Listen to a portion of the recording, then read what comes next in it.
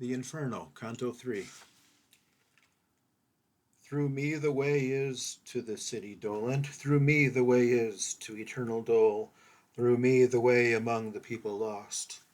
Justice incited my sublime Creator, created me divine omnipotence, the highest wisdom and the primal love. Before me there were no created things, only etern, and I, eternal last. All hope abandon ye who enter in. These words in somber color I beheld, written upon the summit of a gate, whence their sense is master hard to me, and he to me as one experienced. Here all suspicion needs must be abandoned, all cowardice must needs be here extinct. We to the place have come where I have told thee thou shalt behold the people dolorous, who have foregone the good of intellect. And after he had laid his hand on mine with joyful mien, whence I was comforted, he led me in among the secret things. Their sighs, complaints, and ululations loud resounded through the air without a star, whence I at the beginning wept thereat.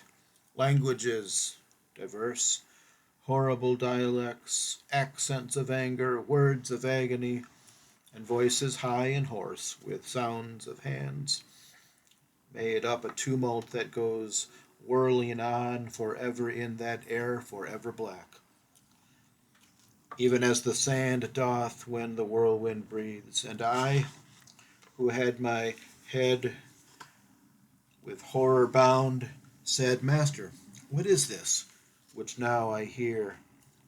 What folk is this which seems by pain so vanquished?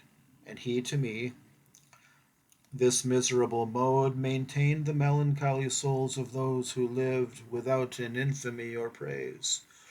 Commingled are they with that caitiff choir of angels who have not rebellious been, nor faithful were to God, but were for self. The heavens expelled them, not to be less fair, nor them the nethermore abyss receives, for glory none the damned would have from them. And I, O Master, what so grievous is to these that maketh them lament so sore? He answered, I will tell thee very briefly. These have no longer any hope of death, and this blind life of theirs is so debased, they envious are of every other fate. No fame of them the world permits to be. Misericord and justice both disdain them. Let us not speak of them, but look and pass. And I, who looked again, beheld a banner which, whirling round, ran on so rapidly that of all pause it seemed to me indignant.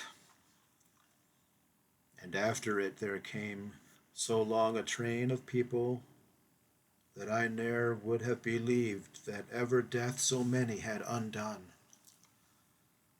When some among them I had recognized, I looked, and I beheld the shade of him who made, through cowardice, the great refusal. Forthwith I comprehended and was certain that this, the sect, was of the caitiff wretches hateful to God and to his enemies. These miscreants who never were alive, were naked, and were stung exceedingly by gadflies and by hornets that were there. These did their faces irrigate with blood, which, with their tears commingled at their feet, by the disgusting worms was gathered up. And when to gazing farther I betook me, people I saw on a great river's bank, whence said I, Master, now vouchsafe to me, that I may know who these are, And what law makes them appear so ready to pass over, as I discern athwart the dusky light? And he to me, these things shall all be known to thee as soon as we our footsteps stay upon the dismal shore of Acheron.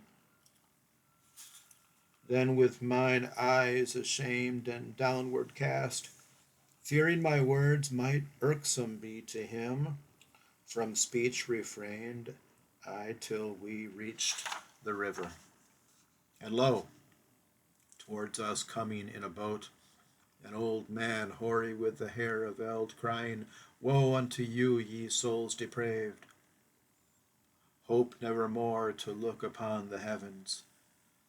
I come to lead you to the other shore, to the eternal shades in heat and frost.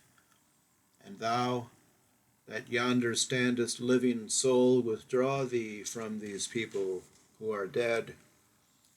But when he saw that I did not withdraw, he said, By other ways, by other ports, thou to the shore shalt come, not here for passage. A lighter vessel needs must carry thee.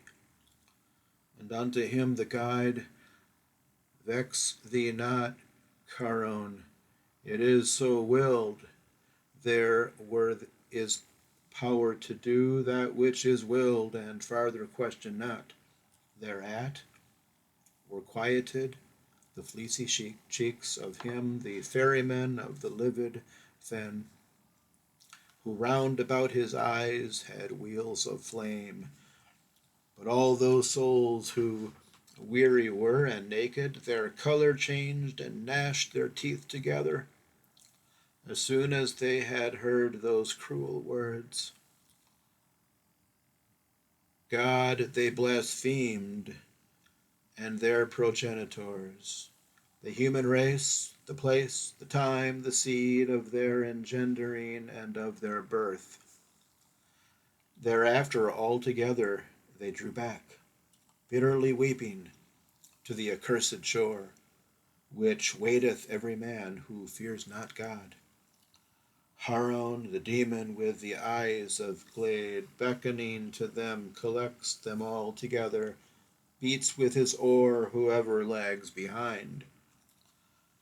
As in the autumn time the leaves fall off, first one and then another, till the branch unto the earth surrenders all its spoils.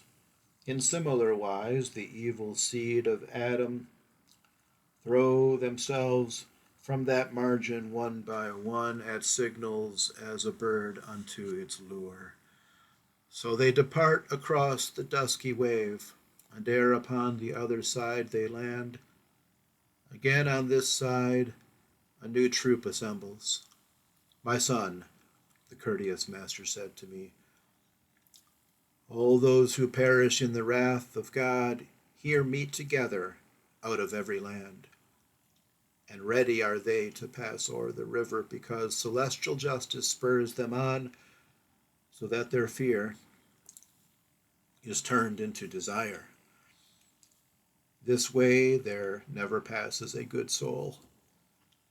And hence if Haron doth complain of thee, well mayst thou know now what his speech imports. This being finished, all the dusk champagne trembled so violently that of that terror the recollection bathes me still with sweat. The land of tears gave forth a blast of wind, and fulminated a vermilion light, which overmastered in me every sense. And as a man whom sleep hath seized, I fell.